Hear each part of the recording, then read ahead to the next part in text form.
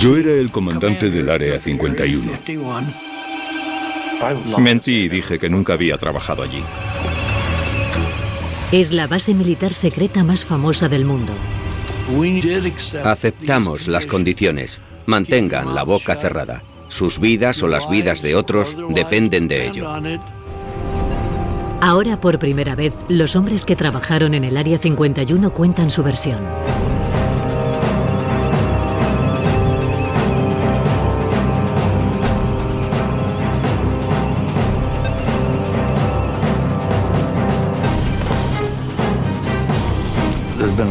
Ha habido una enorme cantidad de información errónea, pero eso es fruto de la curiosidad natural de la gente. Si no sabes lo que está pasando, quieres averiguarlo.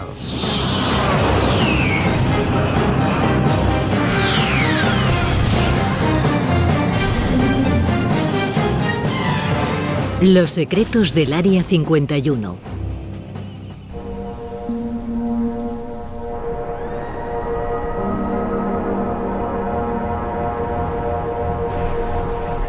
La agencia nunca ha admitido y nunca admitirá que existe un Área 51. Fin de la historia. Fundada por la CIA en el año 1955 para desarrollar y poner a prueba los proyectos militares más secretos de los Estados Unidos, el Área 51 toma su nombre de un número de división por zonas en un mapa. Si bien oficialmente no existe, las imágenes de satélite del desierto de Nevada muestran hoy 7 pistas y más de 25 hangares. El acceso a la base, envuelta en el secretismo, ha sido siempre muy restringido. Pero finalmente, los programas que la iniciaron están siendo desclasificados y los recuerdos pueden sacarse a la luz.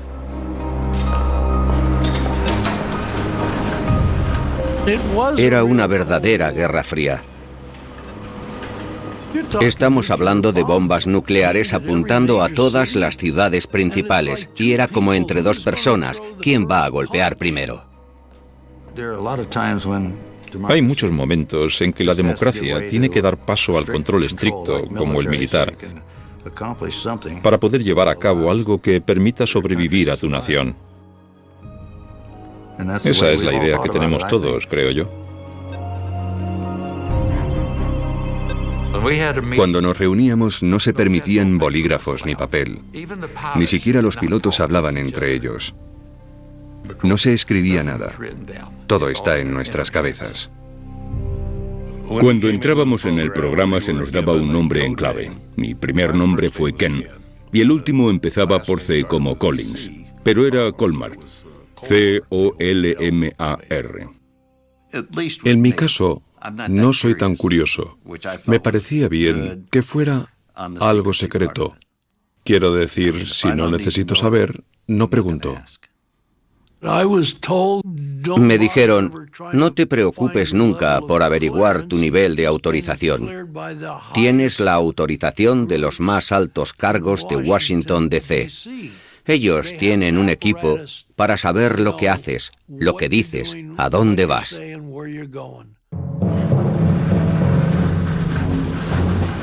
La base fue construida alrededor del lecho seco de un antiguo lago conocido como Groom Lake. Esto ofrecía ventajas evidentes. Necesitábamos un buen lugar para aterrizar, donde pudiéramos aterrizar en cualquier dirección y sentido, dependiendo de dónde soplara el viento, y un lago circular servía a ese propósito. Además, estaba protegido por la cadena de montañas que lo rodeaba, así que no era fácilmente visible. Liso como un cristal. Era increíble. Podía conducir el coche del personal a toda velocidad y no daba ni un solo bote. Era algo fantástico.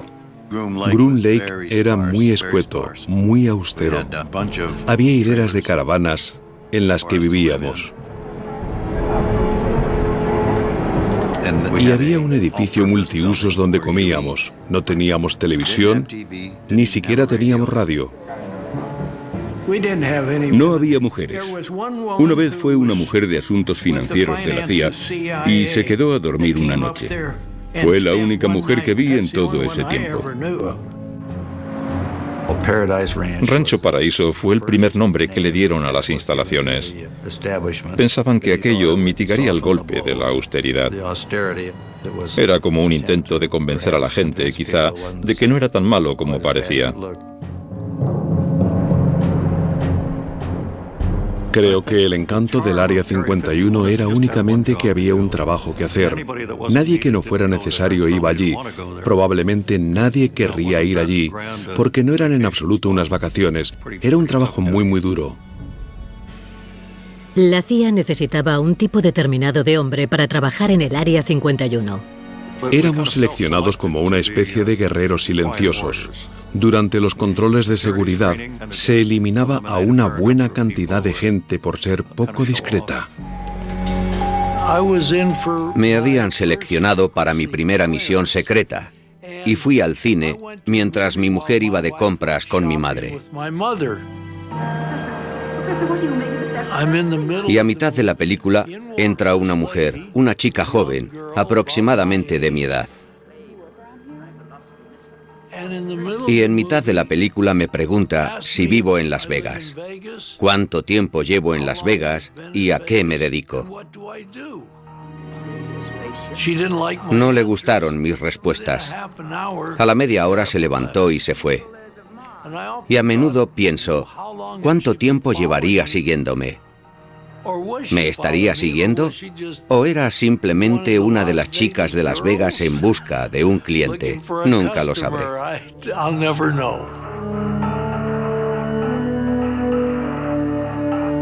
No nos dijeron cómo iba a ser, no teníamos ni idea. Nos dijeron, es un asunto extremadamente sensible y no se puede hablar de ello con nadie. Las entrevistas se realizaban en habitaciones de hotel.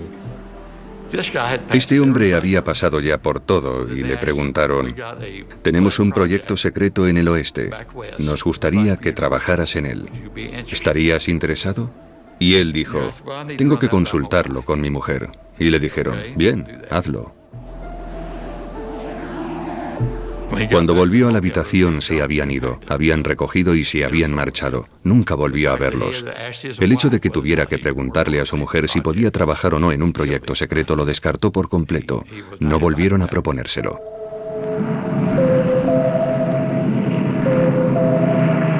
El Área 51 fue creada para un proyecto ultrasecreto llamado Aquatom. En 1955, miembros de la CIA, de las Fuerzas Aéreas y una división secreta de la Lockheed llegaron a Rancho Paraíso para comenzar a trabajar.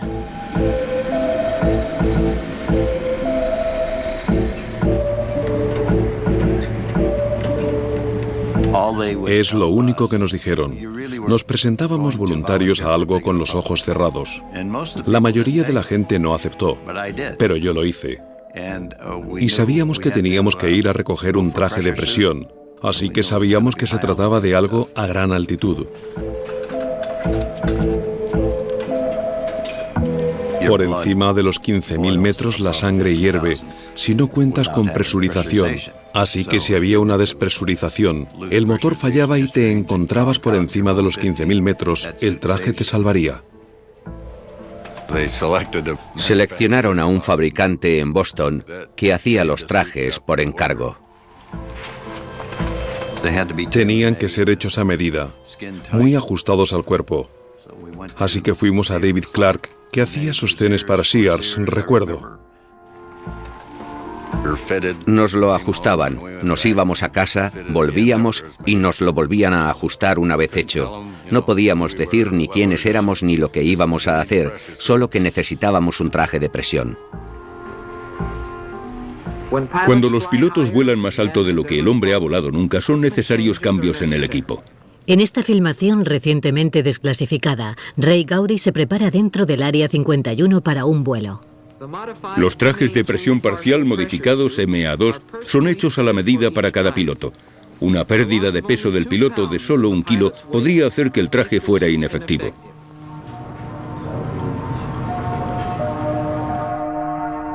El aspecto de estos hombres era algo nunca visto antes sobre la Tierra, y los rumores sobre lo que estaba pasando en el interior del Área 51 empezaron a circular. Era algo tan secreto que no supe de qué se trataba hasta que llegué allí. Y pensé, ¿dónde me he metido? La gente que participaba en el proyecto no lo sabía todo. Los mecánicos, por ejemplo, no sabían qué hacíamos en el aire. Así de secreto era. No dejábamos nada fuera, nada más aterrizar entrábamos directamente en el hangar. Estos hombres estaban probando las armas más importantes de la Guerra Fría. Los aviones espía U-2. No había instructor, no era biplaza, no había simulador. El U-2 estaba equipado con cámaras de alta resolución diseñadas para volar a 21.000 metros de altitud y tomar fotografías desde el límite de la estratosfera. A medida que la carrera armamentística entre los Estados Unidos y la Unión Soviética se intensificaba durante la Guerra Fría, el U-2 era la mayor esperanza de los Estados Unidos para localizar el creciente arsenal nuclear de su rival. Y exigía mucho de los pilotos, que tenían que respirar oxígeno puro para sobrevivir a tales altitudes. Estoy seguro de que algunos estaban muy nerviosos porque sudaban, pero yo no. Podía dormir o leer un libro o pensar en lo que iba a hacer, porque algunas de las misiones no eran nada sencillas. Había que volar de cierta manera para hacer las cosas bien. Cada kilo extra, incluso unas pequeñas ruedas, podían limitar la altitud de vuelo del U-2. Llevaba todo el combustible en el ala. Necesitaba algo para que los extremos de las alas no rozaran con el suelo, de manera que estaban allí solo para separar las alas del suelo, y en cuanto las alas se elevaban, las ruedas caían. A mí me gustaba despegar y subir haciendo espirales en vertical. La coartada del gobierno para el U-2 era que se estaba utilizando para investigaciones meteorológicas. Esa era nuestra tapadera. Sí, Escuadrón Meteorológico de Reconocimiento. Si no se trataba de un avión convencional, ¿qué es lo que vieron? Los U-2 volaban 3 veces más alto que un avión comercial y en ocasiones eran atisbados por los ciudadanos. No estoy seguro, pero creo que vi el reflejo del sol en una ventanilla, o portillas de observación de algún tipo. A mediados de la década de los 50 del siglo XX, cuando tanto la Guerra Fría como el interés de los estadounidenses por los ovnis estaban en pleno apogeo. Yo creo que era del espacio exterior, pero amistoso. El avión plateado en ocasiones creaba confusión. Era puro aluminio. Decíamos, ahí arriba parecemos una estrella brillando.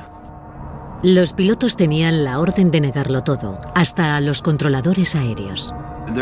Había noticias de que avistaban objetos volando a grandes altitudes y contactaban con ellos, pero no obtenían más que evasivas.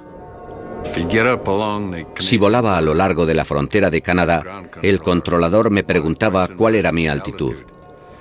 En realidad era muy exacto, pero yo le decía, no, va a tener que recalibrar su equipo. Esa no es nuestra altitud.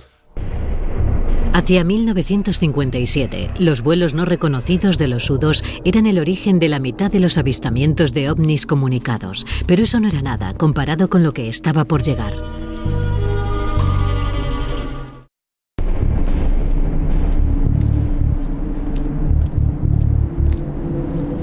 El Área 51 era un lugar tan remoto que la mayoría de los trabajadores viajaban semanalmente desde Burbank o Las Vegas.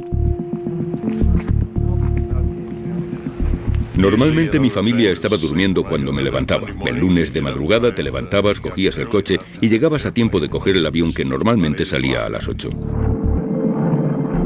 Nunca sabíamos cómo íbamos a salir de allí. A menudo bromeábamos con eso.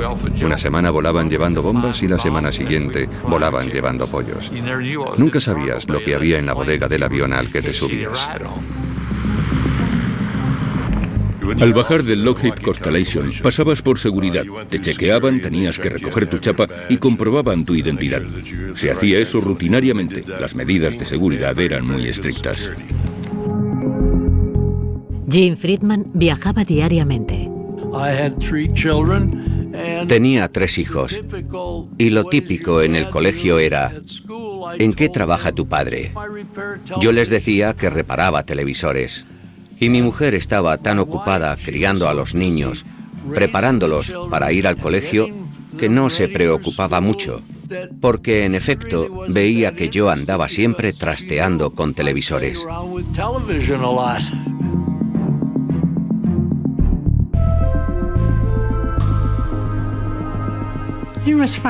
Todo estaba bien.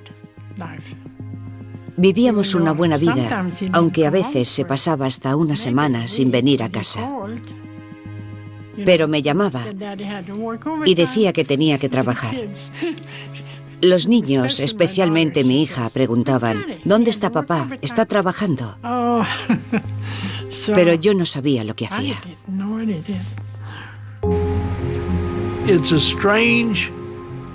Es una rutina diaria extraña. Llegas a casa por la noche. Tu mujer te pregunta, ¿qué tal te ha ido hoy el día?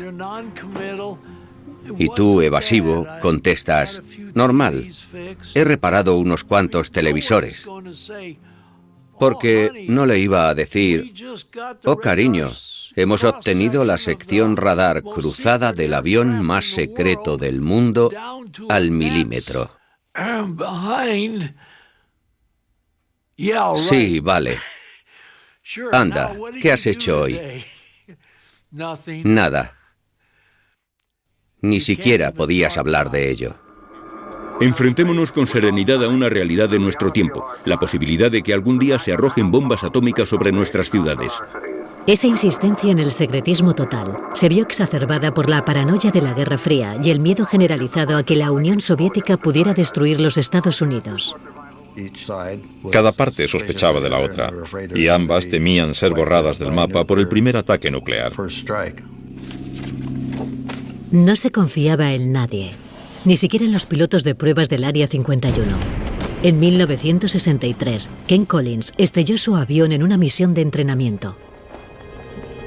Una semana después, aproximadamente, me dijeron, ¿accederías a ser hipnotizado para establecer si has olvidado decirnos algo o no? Y dije, por supuesto. Y trajeron a un superpsiquiatra, como yo digo, desde Boston.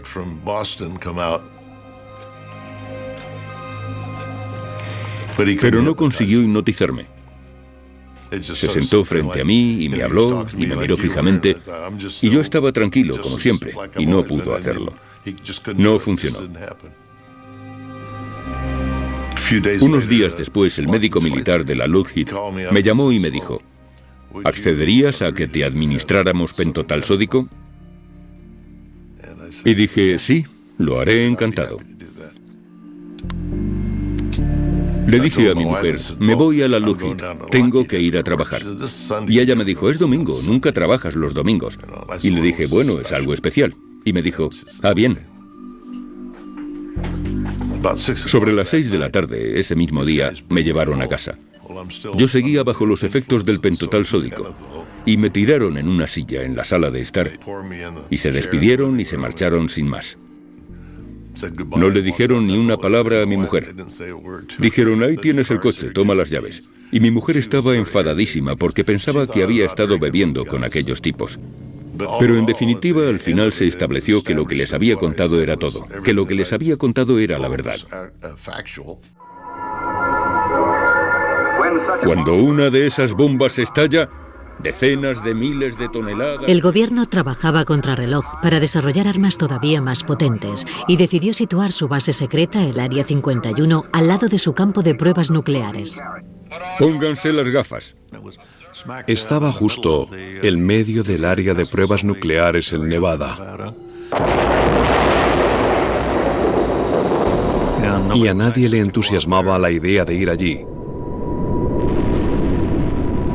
Creo que la privacidad era muy importante para realizar el trabajo y que permaneciera en el máximo secreto.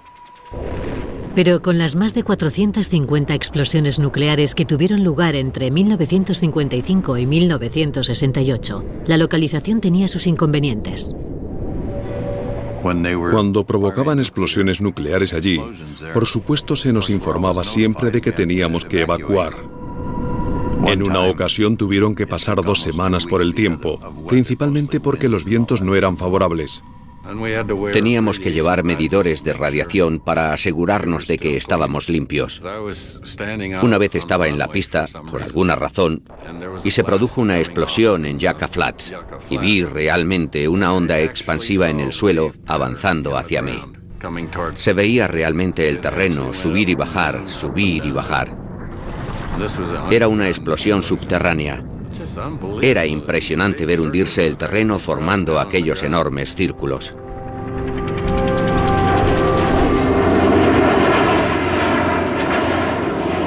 Acuciados por las presiones de la Guerra Fría, los Estados Unidos temían que el proyecto fundador del Área 51, el U-2, empezara a ser ya vulnerable a los misiles soviéticos.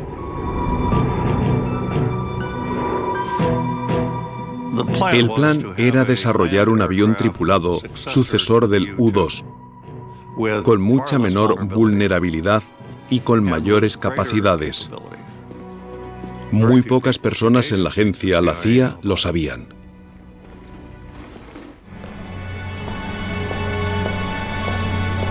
A finales de los 50, el Área 51 tenía un nuevo proyecto secreto.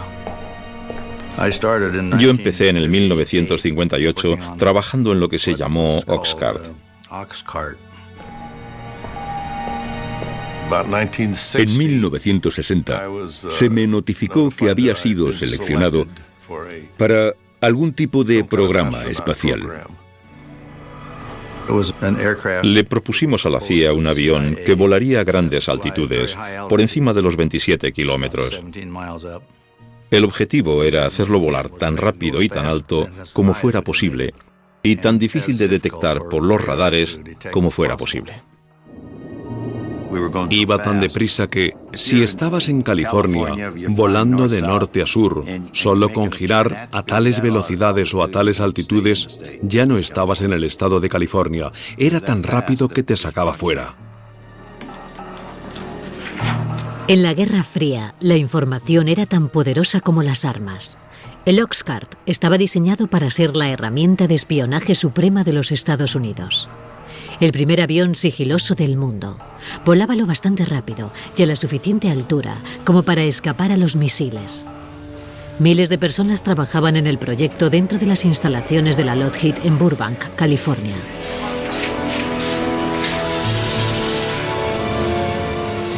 Pero a pesar de la escala de producción, el proyecto permaneció en secreto. El proyecto Oxcart era un proyecto especializado donde los haya. Era lo máximo que se había hecho hasta entonces. El avión tenía que soportar las altas temperaturas provocadas por la fricción del aire al atravesar la atmósfera a 3.000 kilómetros por hora. El 93% del Oxcart era titanio, un material que nadie había utilizado hasta entonces para hacer un avión. Y si quieres un montón de titanio, tienes que hacer tratos con la Unión Soviética. ¿Cómo la CIA consiguió ese material de los soviéticos? Hasta lo que yo sé, continúa siendo un secreto. No sé cómo lo hicieron. No sé quién lo hizo, pero conseguimos el titanio que necesitábamos.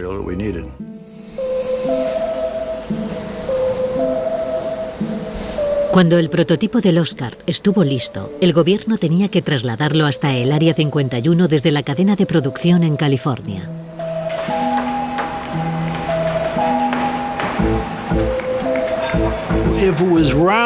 Si era redondo, lo metían en una caja cuadrada. Si era cuadrado, lo metían en una caja redonda. Era demasiado largo y las alas sobresalían mucho, así que se separaron las partes y fueron transportadas desde Burbank hasta las instalaciones de Groom Lake. No quieres que un tráiler tan enorme circule por una autopista muy transitada, así que lo hacíamos subrepticiamente cuando no había nadie cerca. Requirió la colaboración de la Patrulla de Carreteras de California, la Patrulla de Carreteras de Nevada, la CIA y no sé cuántos más. Hubo que despejar el camino hasta allí. Hubo que cortar árboles, nivelar las cunetas de la autopista para descargar las cajas.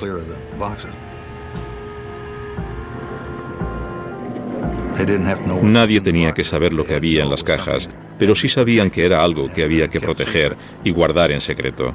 Así que fue una operación enorme solo el subirlos hasta allí, a las instalaciones de Groom Lake.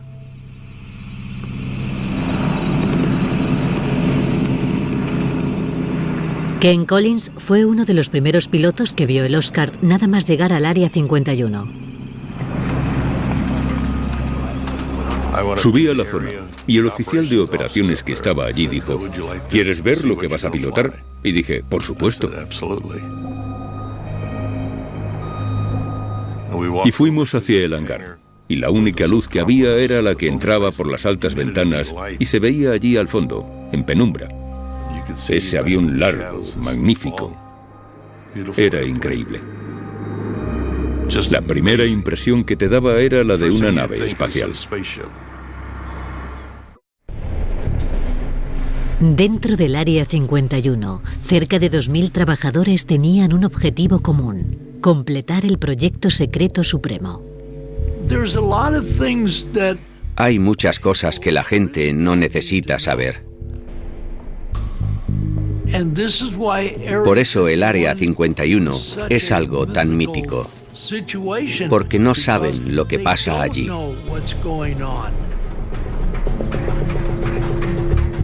El Área 51 tenía un solo propósito, y era desarrollar el Oscar y ponerlo a operar en el extranjero.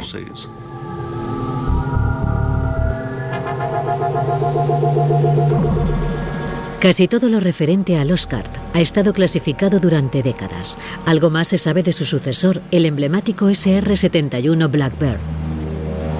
Pero hoy salen a la luz atisbos del Oscar.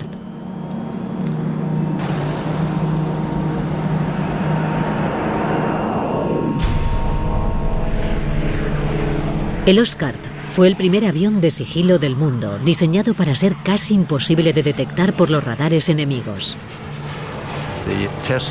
La prueba en la que participé consistía en volar un Oxcart sobre una estación de radar y básicamente se trataba de averiguar si estos aviones podían volar sin ser detectados. Fui al edificio de control de radar para ver qué pasaba cuando el aparato lo sobrevolara. Y estaba allí de pie y nadie veía que pasara nada. Y de repente se oyó como si una escalera de mano o algo cayera sobre el tejado. Pero era la onda expansiva del avión. No lo habían detectado en los radares. Así que parecía que funcionaba. El Oscar podía volar de costa a costa en 70 minutos, pero su único propósito era el espionaje. Estas imágenes de Corea del Norte fueron dadas a conocer por la CIA, pero nunca habían sido vistas por el gran público. Revelan la precisión con la que el Oscar podía fotografiar objetos en el terreno desde 27.000 metros de altura y a una velocidad de 3.500 kilómetros por hora. La cámara iba instalada en un avión que volaba a Mach 3. La cámara era de 12 pulgadas. Pensemos en un objeto en el terreno sobre el que se coloca una cuadrícula con cuadrados de 30 por 30 centímetros aproximadamente, más o menos el tamaño de una baldosa, y cada uno de los cuadrados es o negro, o blanco, o gris. Un objeto de 30 centímetros de lado puede ser claramente identificado como un objeto, aunque no puedas precisar su estructura. Pero si haces una fotografía de un tanque, probablemente obtienes unos 500 puntos, y eso sí define perfectamente el tanque. Pero en el apogeo de la Guerra Fría, los hombres del Área 51 no eran los únicos con potentes cámaras. Los rusos tenían de 4 a 6 de lo que nosotros llamábamos cubos de basura.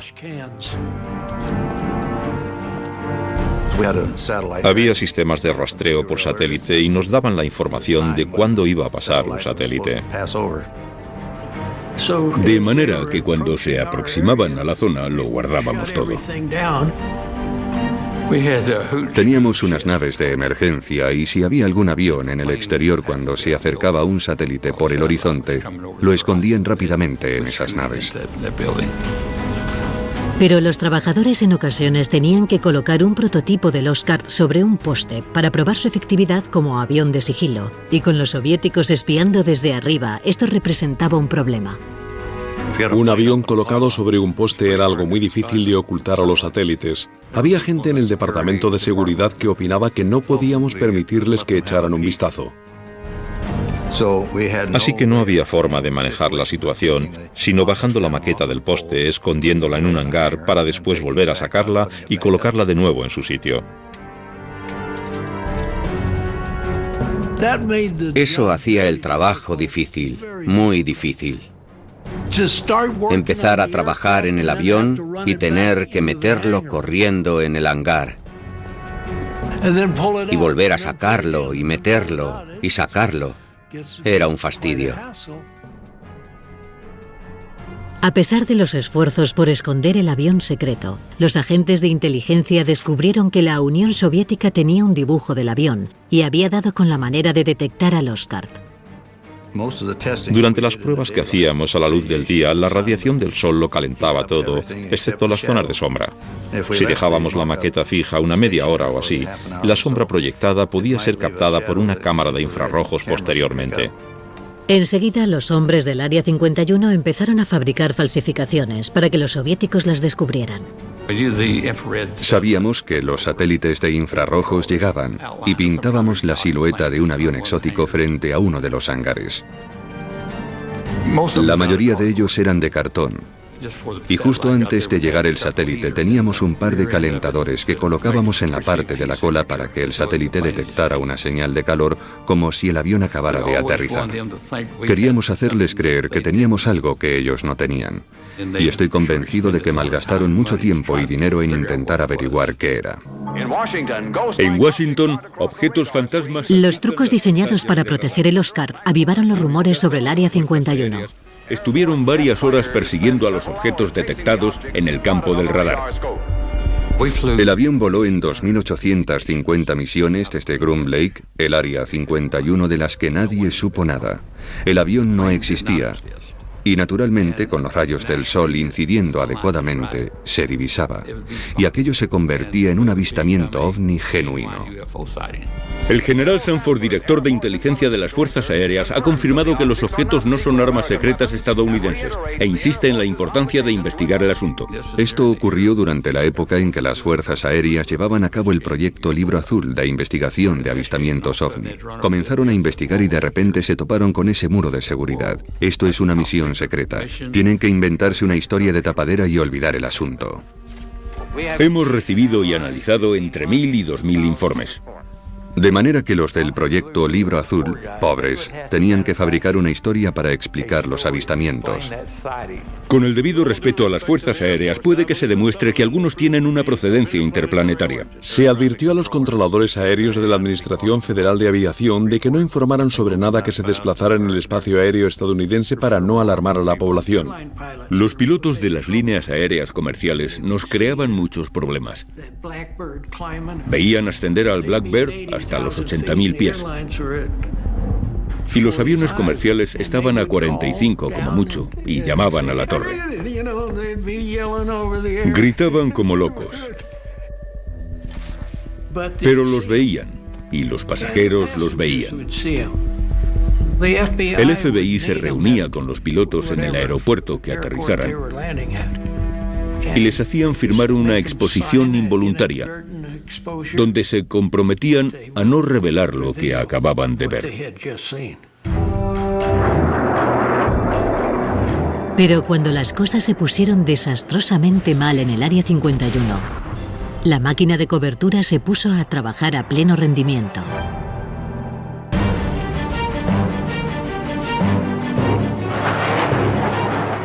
A pesar del secretismo que rodea al Oscar, comienzan a salir a la luz décadas después los indicios del primer percance sufrido. Era una prueba de motor subsónica y a baja altitud. Teníamos problemas para acelerar el motor hasta Mach 3. Volamos saliendo del área hacia el norte. Alcanzamos los 25.000 pies y nos dirigimos después en sentido sur y nos metimos en turbulencias. Algo no iba bien. Estaba entrando en pérdida, pero no lo indicaba. Enseguida el avión cabeceó y ascendió. Se dio la vuelta y entró en barrena plana. No había salida. Así que lo mejor era eyectarme. Y me eyecté hacia abajo porque estaba boca abajo. Ken tomó la decisión acertada y se eyectó. Lo que en esos momentos se me pasó por la mente fue que era una pena tener que saltar de ese magnífico avión.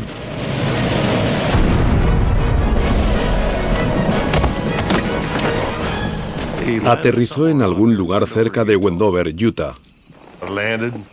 Aterricé y plegué el paracaídas. Supuse que lo necesitaría porque probablemente pasaría allí la noche y tendría que utilizarlo para dormir en él.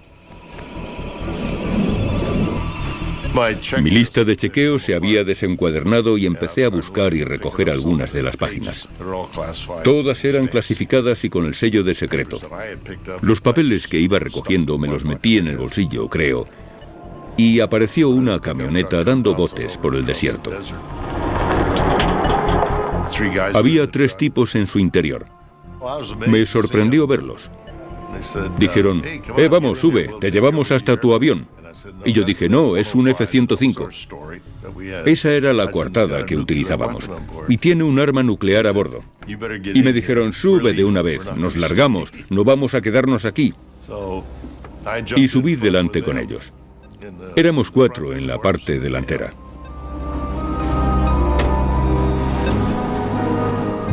No sé dónde pensaban llegar si hubiera explotado la supuesta bomba. Debía estar tan cerca que no hubiera servido de nada. Después de la advertencia de Collins, después de su mentirijilla, no creo que tuvieran muchas ganas de acercarse a mirar.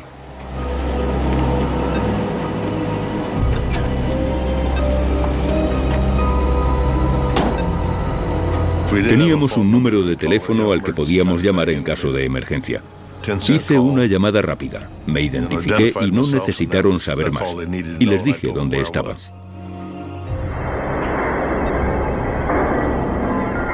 Aquello le dio a la agencia unos 2 días para salir a recoger los pedazos y limpiar todo aquello. De otra manera podría haberse convertido en una feria.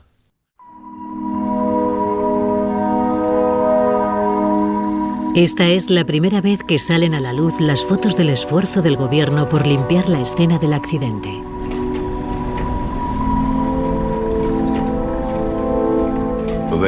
Había 2 hombres del equipo de supervivencia que eran parte del equipo de seguridad que después se acercaron a caballo y estuvieron recorriendo toda la zona peinándola para ver si quedaba algo allí que fuera clasificado. Entre la coartada y la localización remota, la limpieza fue suficiente para mantener en secreto durante décadas el lugar del accidente.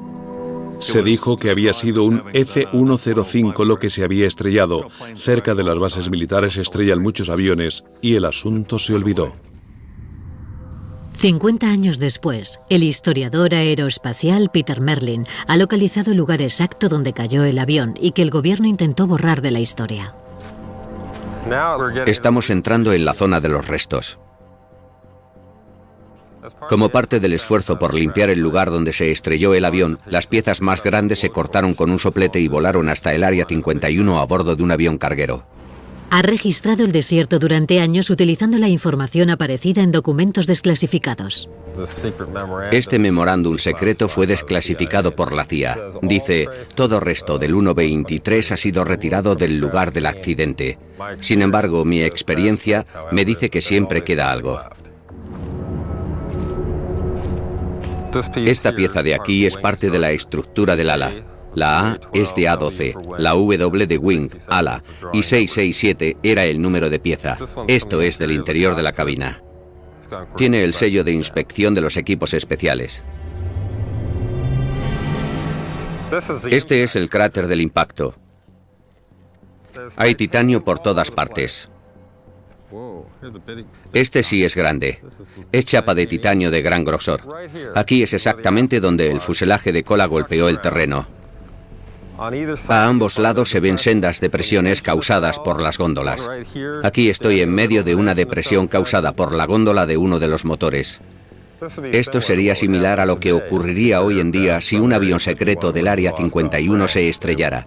Seguramente implementarían el mismo tipo de restricciones de seguridad. También inventarían una tapadera.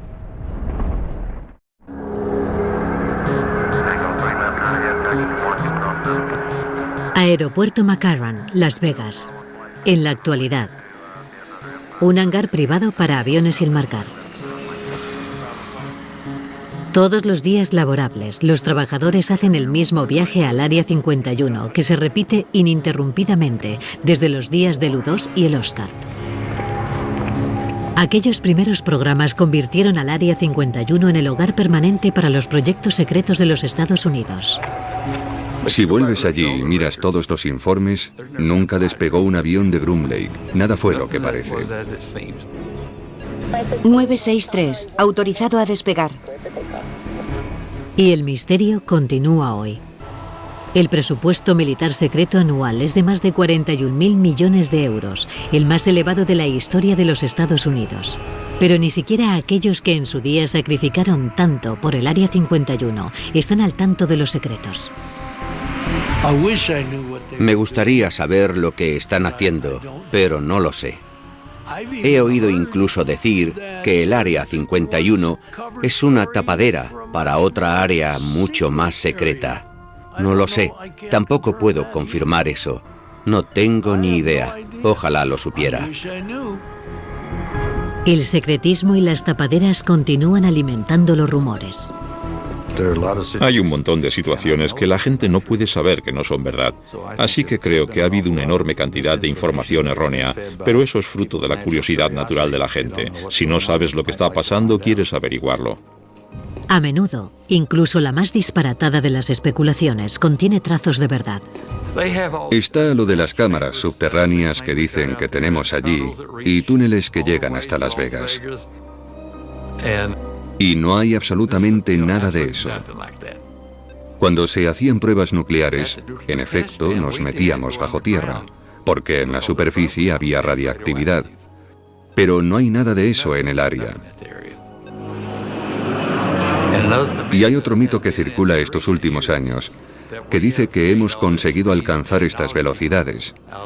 Y toda esta tecnología, gracias a la tecnología inversa estudiando una nave alienígena. La verdad es esta. Hicimos ingeniería inversa allí. Pero se trataba de un MiG-21 soviético. Lo conseguimos en 1968 y lo desarmamos para ver cómo lo habían construido los rusos y después lo volvimos a montar y lo volamos. Incluso la teoría conspiratoria, que dice que el gobierno habría escenificado el alunizaje en el Área 51, tiene una ligera base de verdad. En los campos de pruebas atómicas, probamos el rover lunar que enviamos a la Luna. Probamos todos los sistemas de soporte vital. Los astronautas fueron allí a entrenarse en los cráteres de las bombas atómicas. Así que seguramente algunos de esos disparates vienen de ahí.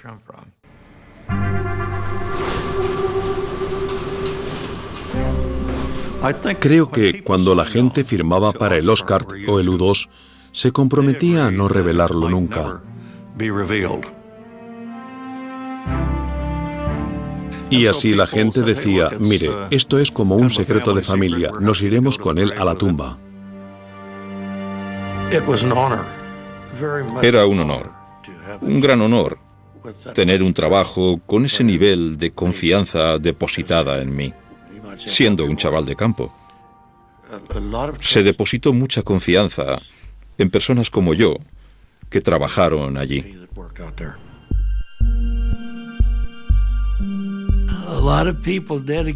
Muchos entregaron sus vidas.